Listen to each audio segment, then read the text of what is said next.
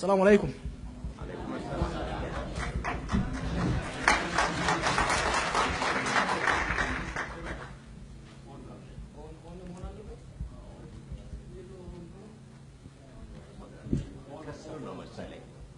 Any technical person?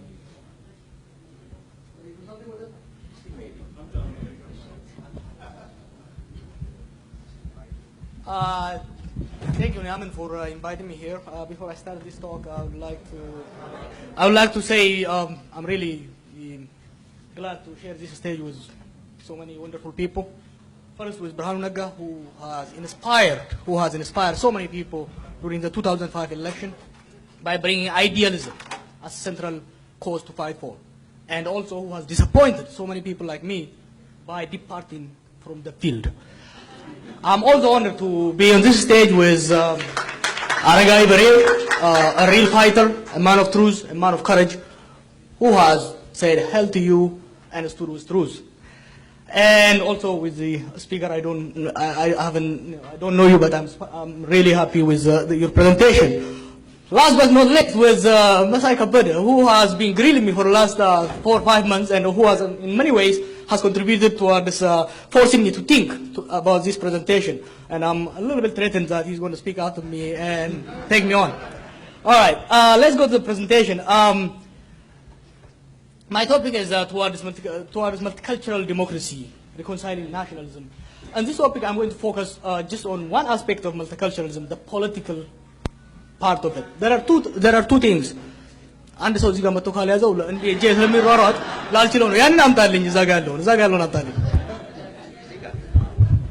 እኔ ፍየል እያገርኩ ነው ያደግኩት አያችሁ እና እጄ በጣም ይሯሯጣል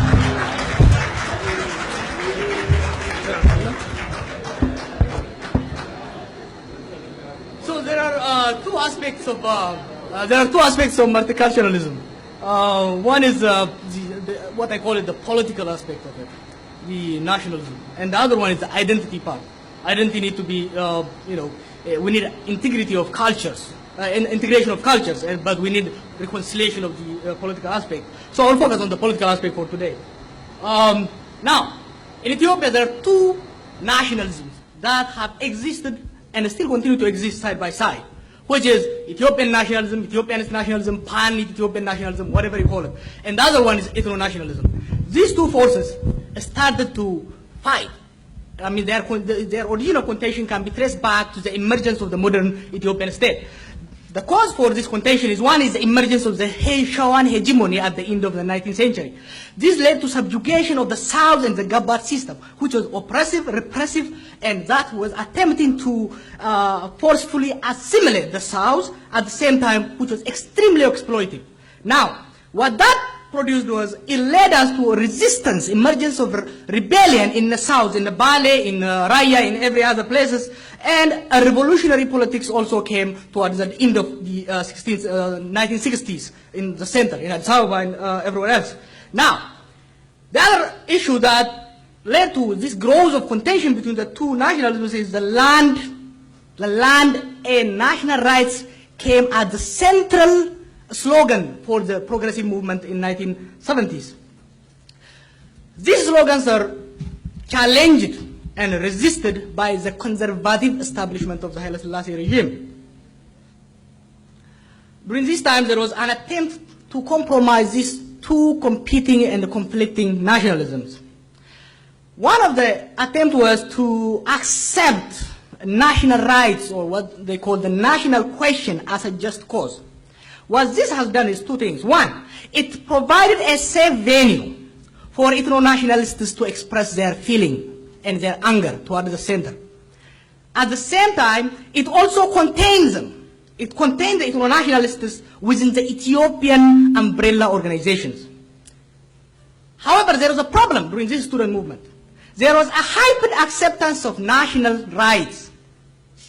One, because of a tactical move and need to ally with Eritreans.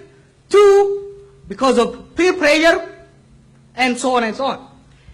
What this has a problem, when politics got radicalized towards the early 70s, we have people talking about armed struggle and communism and all this stuff really prevented the progressive negotiation from becoming fruitful.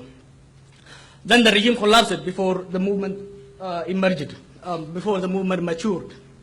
Now, the crash of the progressive politics in Ethiopia has a devastating impact to what we are talking today. What it did really is this. One, after the crash of the progressive movement, Derg adopted a very conservative right-wing nationalist rhetoric.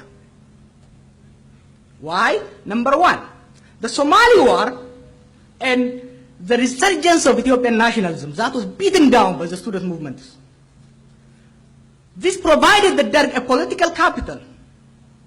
Therefore, it didn't need to ally itself, or it didn't need to keep the alliance with the progressive forces. No longer communism and the land for Taylor and all these slogans were important. You can just say Ethiopia took them and you are on the right track. Second, the opposition made a tactical decision to ally themselves with Eritreans, separatist Eritreans. What Mengistu only needed to do at that time was to say, what? These people are going to split the country. These people are mercenaries who are going to split the country. And the nation was so scared. They said, dude, go ahead. Now, Derg, by adopting this very violent Ethiopian nationalist, it was also a very violent and repressive regime. The ordinary people, especially in areas I grew up, never understood the difference between Ethiopian national, Ethiopian take them and then let me kill you was the same in that area. This was very important for a lot of people. It was very important for ethno-nationalist movements. What it did was this. They could simply say, hey, you are being repressed by the name of Ethiopia. You gotta fight Ethiopia. They intensified a very effective anti-Amhara and anti-Ethiopian campaign. And finally, they defeated Derg. Now, when Derg was defeated, I was a little young. When Derg was defeated, was it a fall of a repressive regime or was it a defeat of Ethiopian nationalism? I think ethno-nationalists took it to say that Ethiopian nationalism is dead and we have defeated it, we are going to bury it. Then this led to the hegemony of the ethno-nationalism. The ethno-nationalism that took power in 1991 had a very interesting dynamic. They defeated Derg and they continue to attempt to dismantle Ethiopian nationalism. Ethiopian nationalism went underground. The ethno-nationalism has this transformed role. They are dominating the center. They are running the country. They continue to talk this peripheral rhetoric. They continue to talk about this Ethiopia that's oppressing people, but they are still in power. So we had this void of state ideology. Mallas Zenawi is in power and talking about golden people of Tigray, but he's running Ethiopia. This has a very serious consequence. You cannot run a house and still talk for the Gwada. It was very important at that stage. Now, this consequence has one. It led to failure of the government. No value judgment. It led to failure of the government to advance collective interest. Nobody cared about C2 access. You are running a country and you are cutting the C2 access, and it's going to bite you back because the economy will be badly affected. Your power will be in question. So they let the Eritrean situation go messy. Internationalization of everything. Even the national military, okay, I have no problem with regions and everything else. Even the national military, the postal service, everything became such an ethnic enclave. And still they are in power and they are saying, hey, if you push us any further, we will dismantle the country. They continued their obsessive anti-Amhara nationalism or anti-Amhara rhetoric. This led to another problem for Ethiopia. Amhara self-defense. Amhara is under attack. Amhara self-defense came to overlap with Ethiopian nationalism. Ma'ad and all these organizations were having Ethiopian flag in one hand and talking Amhara in the other hand. This justifies the long-standing claim of the ethno-nationalism. And it was a major devastation to Ethiopian nationalism.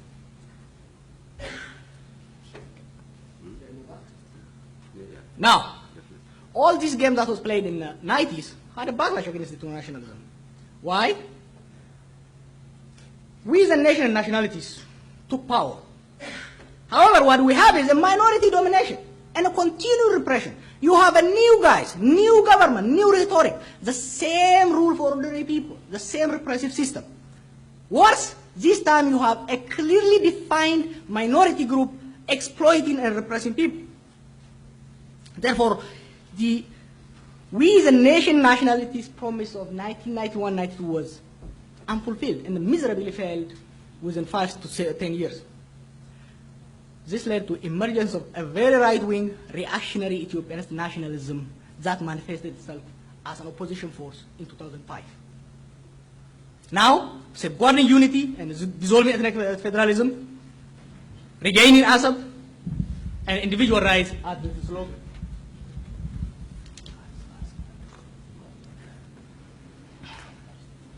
Now, the post-2005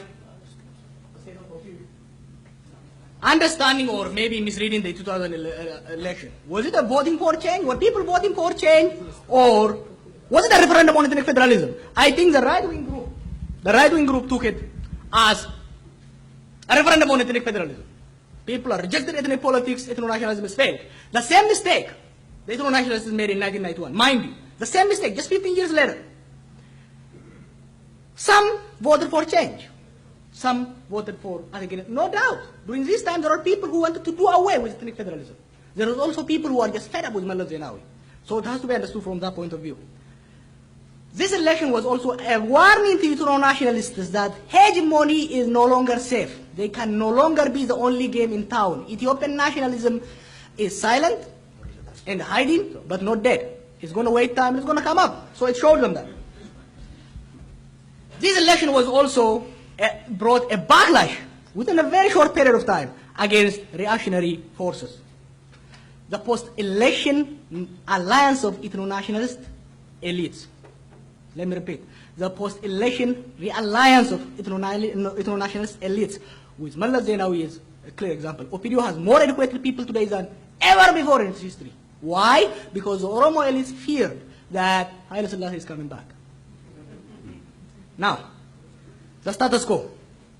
Now the status quo found itself in a very murky situation. One, they saw that Ethiopian nationalism coming up. So what do? They adopted this Ethiopian rhetoric. There is Flag Day where you are forced to have the flag, to buy it actually. You buy it for $10. You have rhetoric of national sovereignty and talking about Eritrea and talking about Somalia. You have reclaiming 300 years. Meles Zenawi was saying Ethiopia has 100 years. And just 15 years down the road, he's saying, no, we have 3,000 years ago, years of history. The only problem is that, oh, the first millennium was great, the second was dark, and now we are starting the new one. And the very secessionist parties that took power in Ethiopia is waging a very anti-secessionist rhetoric against Ogaden. This all Ethiopianism is, at the same time, when they have intensified, this is weird, when they have intensified Tigrayan supremacy. In last 40 years, it is scary. I was in Addis Ababa just a couple of weeks ago. It is scary what they are doing. At the same time, they are talking about Ethiopia. The future. I think progressive politics is the way forward. Neither of the two nationalisms can sustain hegemony. We have seen this. But each have a significant supporter and a proponent. I disagree with my friends here. Ethno-nationalism has a significant support. Ethiopian nationalism has a significant support, and they will continue to be. They have to negotiate and reconcile.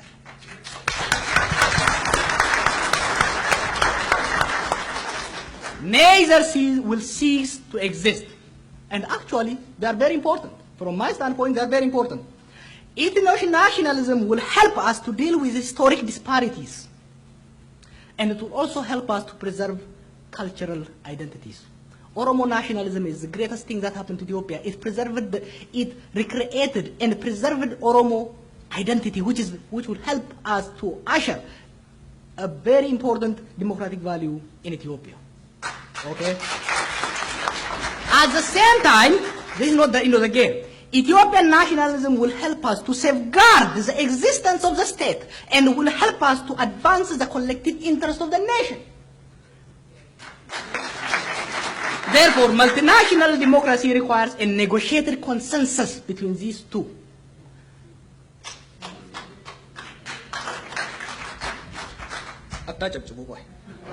Then, now, for these two nationalisms to negotiate and reconcile, we have to understand the political spectrum in Ethiopia. I took this from Leon Baradat. His book is called Ideology, Its Origin and Impact. I found it very important. I've been thinking how to understand Ethiopian politics. It's so a little crazy. So I found this. Now, Baradat he says political ideological spectrum should be understood on what kind of change they want and how much. Now, on the left, he has the radical. Somewhere next, the liberal, moderate, conservative, and reactionary. The radical says, I am sick of this system. I want to dismantle it and create a new one. He has no faith, nothing in the system. So he wants to create a new one. In the opposite direction, you have the reactionary, right wing. That says, you know what, I'm tired of this system. That past was better, let's go back. These are two opposing, but the same. They are both extremists, they are fed up with the system. One want to go forward, the other one going to go backward. You have the liberal that says, you know what, this system is messed up, it has to be improved, and I believe in the agility of these people. It says we need institutional and functional change. While the others, the remaining two, the two extremes require and demand a structural change to the country or to the system. These ones require institutional or functional change. There is a moderate that says, you know, this system is bad, but if I want to push it, everything is going to be messy.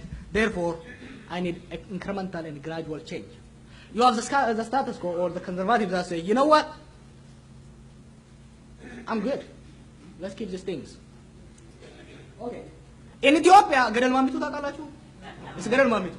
Now, imagine Gadal Ranya Yonachu. You have one hill on this side and you have another hill on the side. So you have the radical ethno-nationalists. That is fed up with the system. They say, you know what, this empire can never be democratized, I want to rip it apart. He stands there and shouts to the other one. The reactionary said, you know, everything that went wrong in Ethiopia is because of ethnicity. You know what, we need to go back to one solid country. No ethnicity, nothing. So they yell at each other. You have the status quo, which is positioned itself in the middle. Very well. For the radical, it tells him, this reactionary is going to take you back to Haile Selassie. No, you don't want that. And for the other one, it tells you, these people are going to split this country. You are not going to have a country.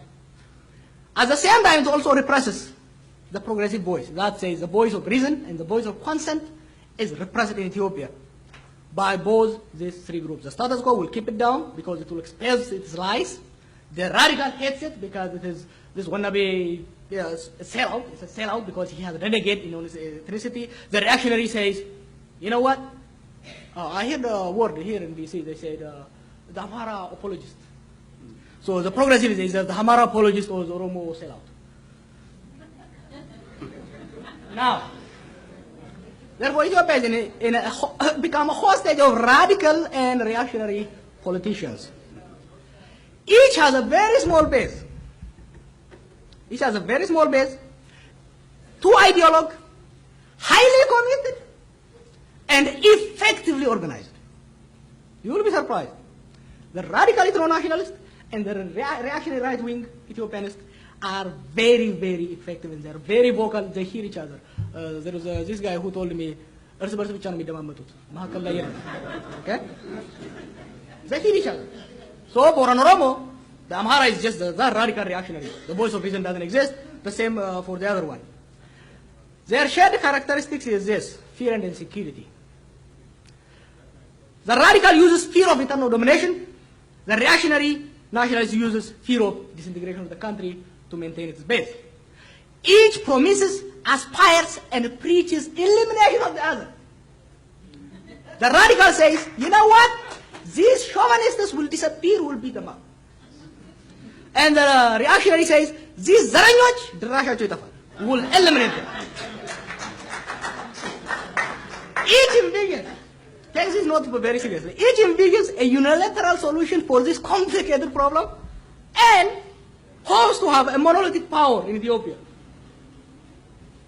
Now, challenges and opportunities of progressive politics in Ethiopia. One, the subdued and submissive intellectual. That has become, I was going to use a bad word, that has become really just a slave for radical and extreme, highly organized groups. You have a populist and opportunist leadership. As I said, because two groups are very efficient and resourceful, the leadership always goes begging them and aspiring them instead of challenging their position. They are not willing to take risk because these people are vicious, they will insult you, they will attack you, so they are scared. The leadership say, you know what, you're right. You'll be surprised. The majority of the Oromo leaders don't believe in secessionism, but they are after. They will submit to the radical position. And the majority of the Ethiopian leadership don't believe in dismantlement of federalism. Neither do they believe in the end of ethnic politics. But they say end of ethnic politics with reactionaries. This is wrong in my view. Violence as a most preferred method has been taken. We are tired of it in 40 years. In these 40 years, it really prevented compromise politics. It made it useless. As opportunity, what I see is growing rejection of radical and reactionary politics. In a society, trust me, I go everywhere. In a society, if I go there and bash up, even among the Oromo, if I bash Amara continuously, people are fed up. The same with the Ethiopian group. Emergence of a materialistic group. My generation really doesn't care much about ideology. We really just care. Really. People are fed up. People really, the younger people really care about efficiency. Hey, you promised democracy, show me the money. You know? Oh, you promised me liberty or independence? Show me the money. If you don't show the money, extremists can't show the money because they are very small. That is a hope. And last, we have a changing world. The world we live in is not the Cold War world. It's a world where nonviolent struggle has a lot of proponents and supporters. 1 minute. Dr. Brown is shorter than me. He lived longer than me. Okay? He dies twice. I'm younger and I have a lot to live and taller than him too. So I need more time, people.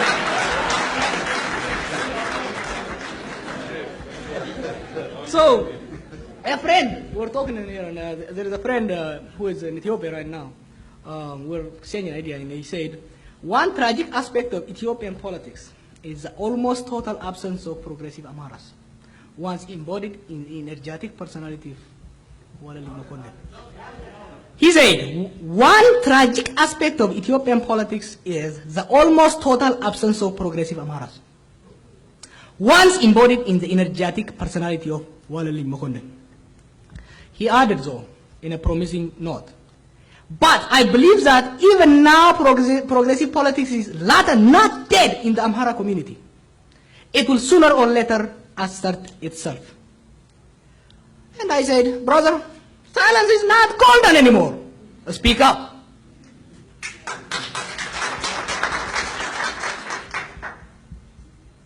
Well, I say I join my friend for this group. I join and say, another tragic aspect of Ethiopian politics is the continued refusal of the progressive Oromo nationalist to step up and assert his ownership of Ethiopia and play a constructive role to build an inclusive democracy and a strong and just home for all of us.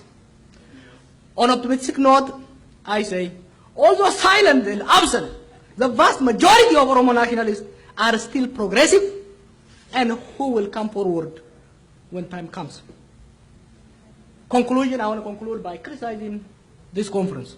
Yesterday I was talking to a friend, said, hey, are you going to a conference? And they're talking to each other. Are you going to a conference? And I said, which conference? Oh, that conference of the Amhara and the Jawar.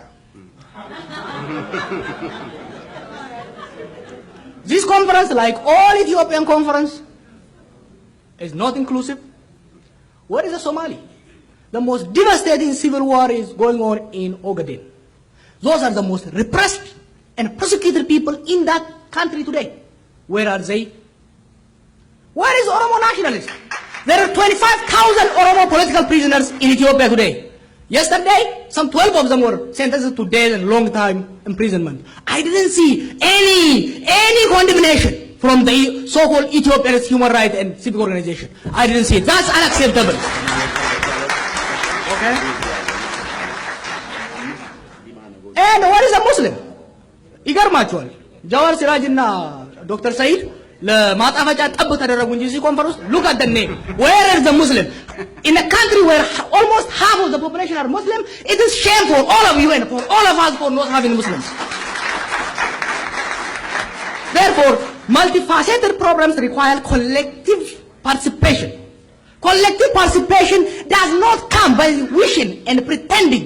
It comes by hard work. Therefore, Ethiopia belongs to all of us and all of its people. We must make a genuine effort to involve each and every stakeholder despite their political and other differences. So, Naamin and others, stop excuses. If you want to work for Ethiopia, stop excuses, step up outreach. Thank you.